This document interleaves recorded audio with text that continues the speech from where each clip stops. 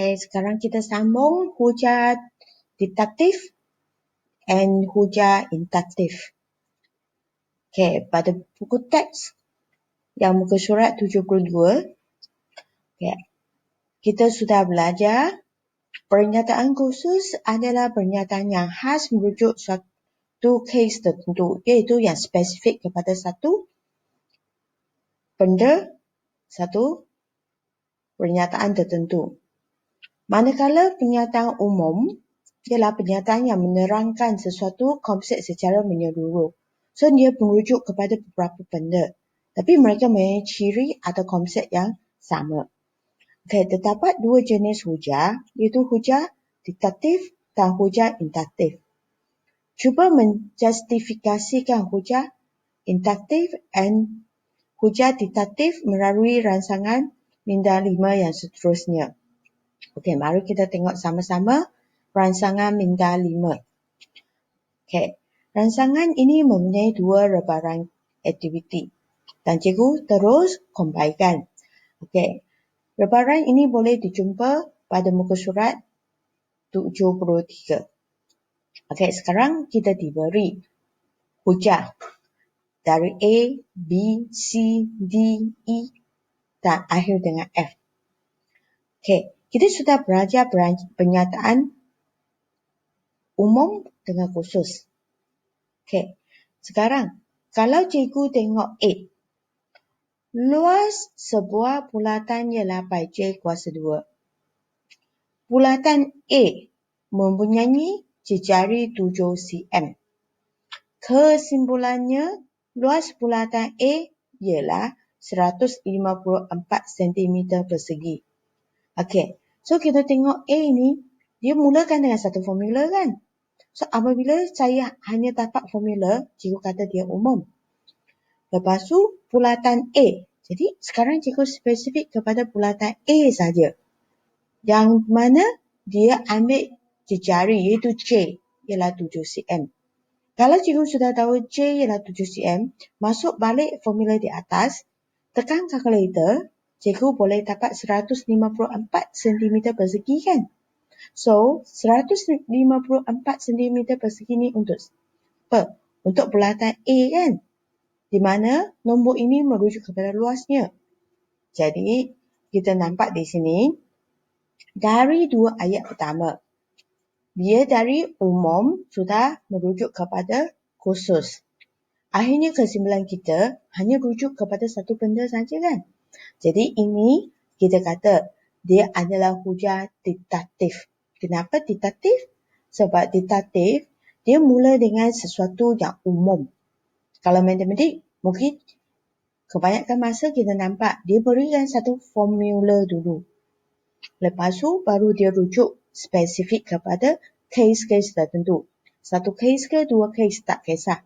Asalkan dia ada bagi spesifik kepada satu benda yang mempunyai ciri itu. So kita ganti masuk formula tu, kita akan dapat jawapan yang sangat khusus kepada satu benda. Jadi dari umum ke khusus yang hujah diktatif. Kita tengok B. Semua tandaan 6 ialah tandaan 2 dan tandaan 3. Semua. Sebelum ini kita sudah nampak kan semua merujuk kepada banyak benda. Jadi dia juga umum. 72 ialah tandaan 6. Daripada semua tandaan 6 itu, dia pilih satu nombor. Nombor apa? Nombor 72. So, sekarang kita nampak dia ke proses yang menyatakan satu benda yang khusus dan akhirnya kesimpulan dia juga khusus di mana 72 ini kalau dia tandaan 6, dia juga ialah tandaan 2 dan tandaan 3 kan? So, ini sudah pergi ke khusus. So, kita kata dia hujah diktatif juga. Pergi ke C. 1 kuasa sifar sama 1. 2 kuasa sifar, 3 kuasa sifar, 4 kuasa sifar dan sebagainya. Semuanya akan memberikan nombor 1. So, cikgu berikan banyak kes dulu kan? Kalau nombor 1, kalau nombor 2, kalau nombor 3, kalau nombor 4 dan nombor-nombor lain, asalkan kuasa dia sifar, saya akan dapat nilai keseluruhan ialah sifar. So, ini saya beri case yang banyak lagi kan, banyak contoh kat atas. Jadi akhirnya baru saya dapat satu kesimpulan. N kuasa sifar sama 1. N ialah apa? N ialah apa-apa nombor bulat yang bermula dari nombor 1 hingga ke nombor lain-lain. So ini kita nampak dari case-case yang spesifik, kita pergi ke yang general. Jadi ini dari khusus pergi ke umum. Jadi ini khusus ke umum tak panggil diktatif, panggil induktif. Okay. So ingat umum ke khusus diktatif. Khusus ke umum induktif. Okay, pergi ke D. Sama pattern macam C kan. So dia beri banyak contoh-contoh. Kalau nombor itu berubah dari 1, 2, 3, 4. Okay, masuk dalam formula yang sedia ada. Dapat nombor di sebelah kanan. Jadi kita nampak yang ini pola nombor yang kita dapat negatif 2, 12, 50, 124. Dia boleh dirumuskan mengikut formula 2 darab N kuasa 3 tolak 4. Dengan keadaan N itu adalah nombor bulat atau integer. So, kita nampak ini sama macam C. Dari banyak-banyak spesifik punya pergi ke umum. So, ini juga hujah induktif. Okey, pergi ke E. Semua.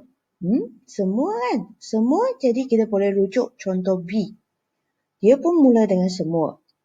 Okey, semua murid 4 celik mendapat A dalam ujian matematik. Semua. Semua ada banyak orang kan? Sebab kelas 4C ni, dia mungkin ada 20 orang, 30 orang. Tapi yang dapat A mungkin 10 orang kan? So, seterusnya dia beri. Camellia murid 4 celik. Jadi, daripada banyak-banyak orang yang dapat A tadi, dia pilih seorang Camellia. So, kita nampak proses ini dari umum sudah pergi ke yang spesifik. Jadi, kesimpulannya Camellia mendapat A dalam ujian matematik. Jadi, ini kita sudah khusus kepada seorang yang dapat A dalam kelas 4 celik. Jadi, ini adalah diktatif atau induktif. Kalau sudah lupa, rujuk balik atas. Kalau umum pergi ke khusus, ialah diktatif. Okay, F. Harimau ialah carnivore. Salah baca kot. Harimau ialah carnivore. Okay, singa ialah carnivore. Buaya ialah carnivore. Penguin ialah carnivore. Jadi, 1, 2, 3, 4. 4 haiwan ini adalah contoh-contoh yang spesifik kan? Akhirnya baru buat kesimpulan. Semua haiwan ialah carnivore. Jadi, ini dari spesifik pergi ke umum. Jadi, khusus pergi ke umum. Jadi, akhirnya saya dapat diktatif ke induktif. Okey, rujuk atas. Khusus pergi ke umum. Induktif. So, kita jawab hujah induktif. Okey, ada masalah tak? Kalau tak ada masalah, cikgu terus sambung. Okey, dengan kesimpulan, hujah diktatif ialah proses kesimpulan khusus dibina berdasarkan premis umum. Kesimpulan dengan premis. Okey, apa itu premis? Okey, kita terang sikit. Okey, tadi cikgu kata, okey, yang ini, yang petak merah ini umum, yang petak hijau ini khusus. Jadi, proses untuk menentukan hujah diktatif atau induktif, dia bermula dari premis. Baru kita buat kesimpulan. Betul tak? So, kalau diktatif, cikgu dapat buat kesimpulan itu berdasarkan premis kan? So, kalau saya dapat yang diktatif, jadi saya akan akhir dengan khusus. So, kesimpulan saya adalah khusus. Dan saya mula dengan premis yang umum. Okey, kalau hujah induktif, dia proses yang terbalik dengan proses hujah diktatif. Iaitu, dia proses yang kesimpulan dia akhirnya umum. dibina daripada premis khusus. Selalu kita tengok ayat dia, di mana kalau dia umum, mungkin dia mula dengan perkataan semua atau dia mula dengan satu formula. Lepas tu, baru dia pergi khusus. Macam mana dia pergi ke khusus? Iaitu, dia dapat kesimpulan yang spesifik kepada satu benda. Sama ada kita masukkan nilai yang diberikan dalam formula, lepas tu rujuk kepada benda itu. Ataupun dari yang semua, saya nyatakan satu nombor dari banyak-banyak nombor yang ada ciri itu. Okay. Itu ialah hujah deduktif. Kalau induktif, dari banyak-banyak contoh yang nombornya sudah dimasukkan, lepas tu baru saya buat formula. Ataupun dari penyataan yang banyak-banyak contoh, kita buat yang general. So, ini panggil induktif. Okey. Untuk hari ini, kita berhenti sini. Cikgu harap kamu boleh bezakan hujah deduktif dan juga hujah induktif. Fahamkan apa itu umum dan khusus dulu. Okey. Jadi untuk hari ini, kita berhenti sini. Sekian, terima kasih.